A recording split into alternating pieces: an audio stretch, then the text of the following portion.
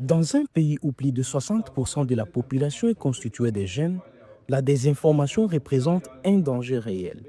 Face aux actualités, montage vidéo, manipulation politique, les réseaux sociaux sont aujourd'hui un terrain fertile pour les rumeurs qui influencent l'opinion publique et fragilisent la cohésion sociale. C'était un grand plaisir pour moi de participer à ce genre de conférences avec les jeunes parce que, comme étant homme de médias, je sais que j'ai une très grande responsabilité d'éduquer en masse cette population et surtout qui est jeune. Je sais que lorsque les jeunes vont se mettre ensemble, beaucoup de choses vont bouger dans ces pays parce que cette jeunesse, ça représente la grande partie de la population congolaise. Pendant plusieurs heures, les participants ont été formés aux techniques de fact-checking, à la vérification des sources, ainsi qu'au comportement adapté aux contenus viraux. Je suis très ravie de pouvoir assister à la conférence d'aujourd'hui qui m'a beaucoup servi. Et j'encourage tellement aux jeunes d'assister et de pouvoir assister encore de plus pour éviter la désinformation. Et ça permettra en sorte que nous puissions avancer et faire de bonnes choses. Nous avons eu savoir que comment aussi la jeunesse peut aussi